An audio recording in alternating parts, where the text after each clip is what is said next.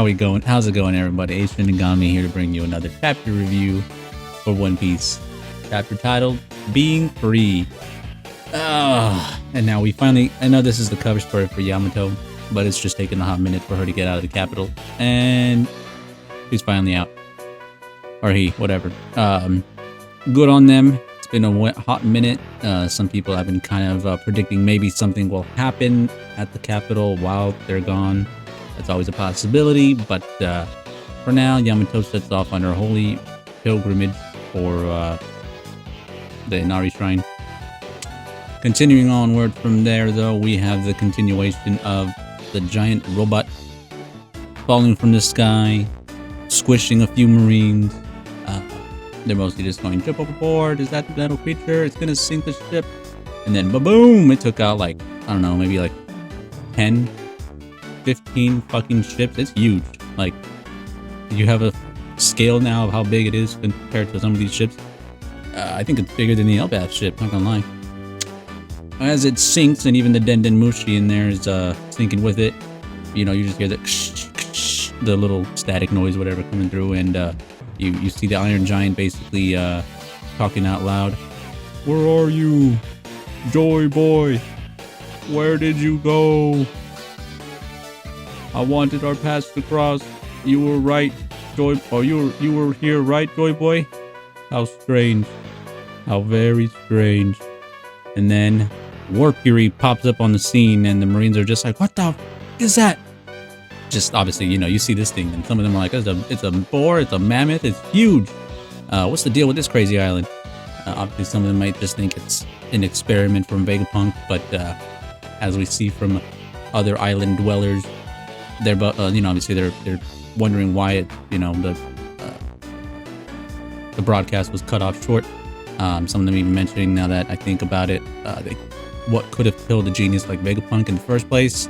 Then we got Alabasta, and then Vivi's best friend from childhood, and some of the other people from Alabasta. Don't tell me someone had him killed. He did say he committed grave sins, but the government wouldn't just erase him, would they? And some of the other people are wondering, Straw Hat Luffy was holding him hostage. No way. Remember that what was happening before all this? But there's already some kind of discontent amongst the islands that even Luffy has visited. Some of them just thinking maybe Luffy did kill him, since that was the last thing they heard. And it doesn't help that Morgan and some of the other people, you know, reported on Luffy being the antagonist of the whole thing. Obviously, he's a pirate, so in this world, he's seen more in a negative light. But what you call it? We even see the god damn it, the island that Zoro basically 1v'd 100 people on the little cactus island, whatever bullshit. And then because Miss Monday or whatever, this fucking guy, the one who was with Vivi, and this other chick, they basically had a kid, which is pretty nuts. So they must have been quite a while for them to be like, boom. They were busy. As soon as the Straw Hats left, they're like, all right, enough time. Granted, I guess there was a 2-year time skip, but still, the fact that, you know, the only baby we've seen born since then, they got busy. And then we see the Tontadas, and we see the other, oh my god, I can't remember everybody's name. There's too many fucking names. But we're on Dressrosa, and little Tontadas over here like, so is it really was Luffy-san? Oh, come on now. And then we get back to York, just reporting in how many of you Vegapunk survived.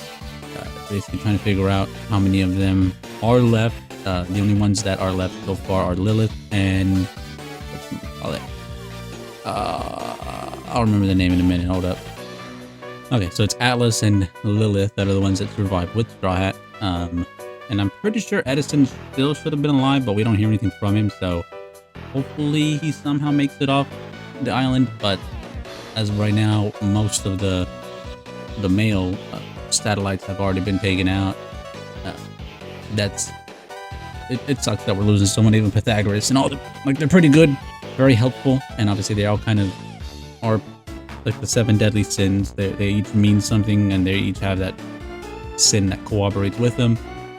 And then there's the whole big brain that we don't really see anything from at all, but could be the reason why York couldn't figure out, you know, I was disconnected. He shouldn't have known that I, you know, snuck out the eternal flame. Whatchamacallit. And continuing on there, you know, you see Lilith still on the stratum, and Atlas is down at the northeast coast.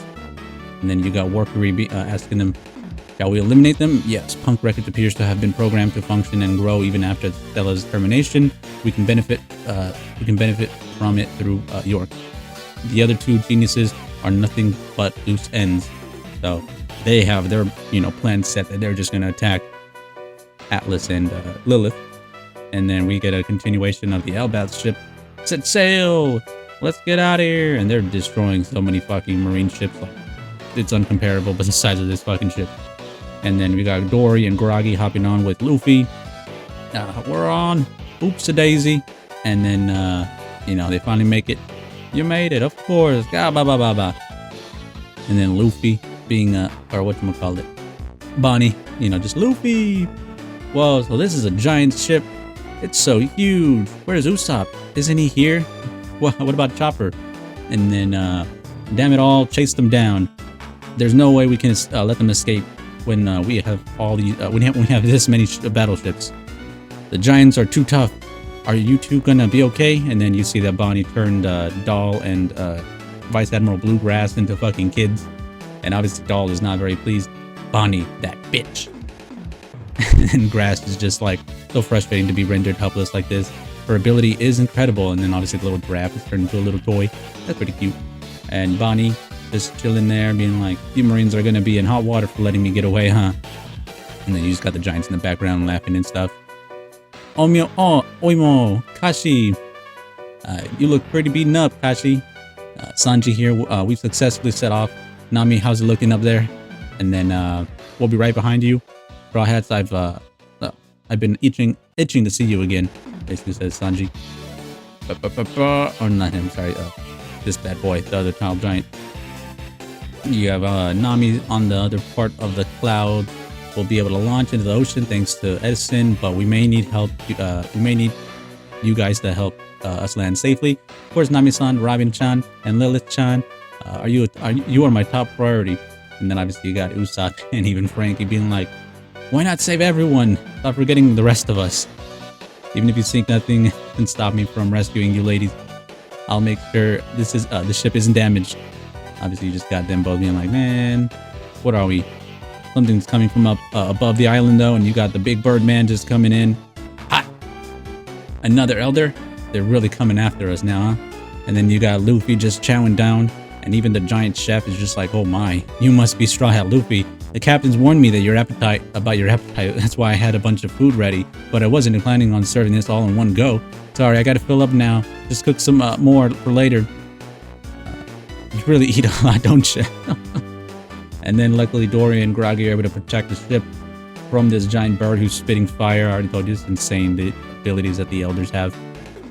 Protect the little people! And the bird just... Bjorn, you guys hanging in there? Put out the flames, we can't let the sails catch fire. And then some of the Marines, what the? Is that bird a monster? I owe you one. Thanks for having our backs, giants. It's blistering. Let's move. Vegapunk and Daddy. They'll burn. I'll carry them. Oh, and then obviously they've got Kuma's body there. So luckily they were able to save that bad boy. Yes, there's no ignoring these monsters. If they can fly, they can chase us to the ends of the world. Not a single one of you will be permitted to escape. Says Frankie. Then we got, oh, it's another earthquake. All right, my belly's full. Let's go. So you got Luffy, and then even someone else mentioned there's a fucking earthquake. Who knows what that's being set off from? If that's from the elders, or if that's possibly the Mother Flame being activated for one of the ancient weapons. Who knows? No way. Is that what we heard true? Are the sea levels really still rising? This is bad. And then you got the ships fucking flipping over and stuff. Bonney. Wow, Nika. Luffy's just like, again, got no idea who you're talking about. And then obviously the fact that Luffy has changed back into fifth gear, you know, they hear the drums of liberation, and even the giants, it's like a festive beat. We can't both dance around like this, you blockheads. Who's gonna put out the fires? Gabba. Come on, don't you want to blow these guys out of the water? Says Luffy. And then Bonney, I couldn't help with you in that form. Luffy's just basically saying, of course you can. I don't know how your powers work, but I'm sure you've got this. Oh, that's Bonnie just realizing, oh, that's just how I look when I'm totally free. And then she goes, distorted form, give me a future. And then ba-ba-boom, she turns into basically 5th gear Bonnie. So the fact that now she has seen Luffy transform has given her the ability to have that in her imagination now. So something that she didn't know existed finally coming true, right? And then we even have a little portion with Puma. You can rest now, Ginny. I swear, I'll raise her well. And it's just a little flashback of when the fact that Puma and even Ginny were both slaves, and the fact that Bonnie is able to let her imagination run wild and be free as Sun God Nika. It just warms his heart, even though he's kind of in a what is the word? He's in an in-between state where he's not necessarily dead, but his soul is still somewhat aware of what's going on the surface, right? And then well, I'm totally free. And then Luffy's just laughing. That's the spirit, Bonnie. Yeah. And then you got Warcury coming in and the bird. I sense something is amiss. We must hurry. And then final little portion here. I did it. What the hell are they? Whoa, 2 Nikas. They become albino giants. So they fucking got huge as well. And then you got Birdman coming in hot. Let's do this. And then you hear the robot just... There you are. 2 warriors running amok. And it looks like we might finally get the chance of the Iron Giant meeting Luffy. And then, you know, in turn talking to his former crewmate, Joy Boy. But... yeah, what an interesting chapter this has been. So many, obviously for some people, they're a little bit discrediting Oda's writing and the direction that the manga's kind of currently heading. Some of them were saying, well, it doesn't make sense now that you made Bonnie this OP. Some, I guess, obviously for Americans, it might be a little bit more like, oh, why is she now being the same level as Luffy when Luffy had to work this hard to get to where he was at? And then now all of a sudden you just got this female character who's a child and things like that being able to be on the same level as him. It's like her power is imagination, right? At least that's what it definitely seems more akin to what it is. Just kind of like how Luffy's is being free. Sun God Nika was that inspiration. There's so many little hints of other things that tie into what their forms are or what their abilities. And there's a reason why Bonnie is privy to be basically the kid of the crew for the Straw Hats, right? You had with Goldie Rogers, you had Shanks and Buggy, and then with Shanks, you even had Luffy for a little bit. Obviously, he didn't really set sail with him, but he was still someone that was inspired by the pirates that he was with, and then carrying on their will. And now we got Bonnie basically doing the same thing. I don't see it as a cop-out. It just furthers her ability, as we've seen with Egghead Island. Her power really is special in that whatever she thinks about, imagines, and can see as a possible future, that's what she makes a reality. That's the reason why, she's able to break doors, change other people into kids, change other people, even herself, to older people or bigger people, other little things that just make her very unique. Now again, not every devil fruit is specifically detailed, right? There's some elements of them that we don't all know about, and I'm sure that Oda's just kind of keeping it close to the chest as far as what specifically is the restriction of the abilities, right? Obviously for Luffy's right now, he can only be in Gear 5 for so long until, he kind of runs on a timer and then gets really old and has to kind of rejuvenate himself by eating something or just taking a little time out. More needs to be expanded upon before we really can understand what their ability or what her ability limit is at this point. But for now, it is very useful, the fact that, hey, maybe that little drawing of all the Straw Hats in 5th gear form could be a possibility because of Bonnie, right? She goes, boom, you guys are all 5th gear now too. And they're all free. I don't know. But we're going to get to a final battle, or I should say a preliminary battle, between Warcury and Big Bird over here to basically quail them off for now, because we already saw that Venus Juro got pushed away by Zoro. So up top, they basically have the time to be able to launch out of here. My guess, now there's only a prediction, I'm assuming this would be pretty cool if the Straw Hats take off from obviously the cloud that they're up on top, and as they're landing, they fucking smash into the Big Bird over here, causing enough damage where it just either knocks him out or just it's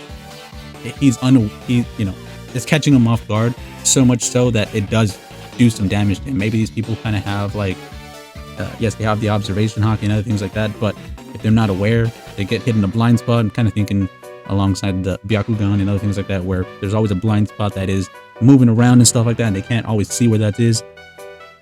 But then you got the Strawhats just falling from the sky with 1,000 Sunny, and boom! Knock out Big Bird.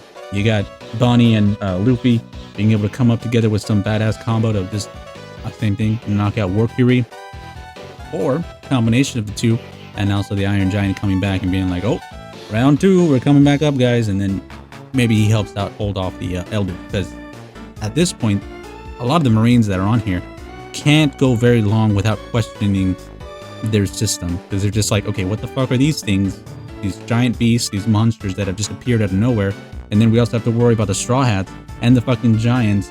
I'm sure some of them are just like, yeah, I fucking quit. This is too much for me. I wasn't expecting all this shit. I thought we were just going to handle the fucking Straw Hats. Now all of a sudden we're dealing with monsters, myths, and legends that I just... What? It's a good fucking chapter though, I gotta say. This is only the beginning before we finally leave Egghead, and there's going to be a few more good final battles that we get to watch. So, yeah. Chapter 1118. Be free! Unless I was wrong, it's not called Be Free. Hold up, let me make sure. Yeah, being free, sorry. Oof, messed it up just a bit. But other than that, Egghead Island signing out. Let me know what you guys think down below. Let me know if you enjoyed it. Give a like, sub, follow, whatever you want to do. And in the meantime, we'll catch you next time. Adios.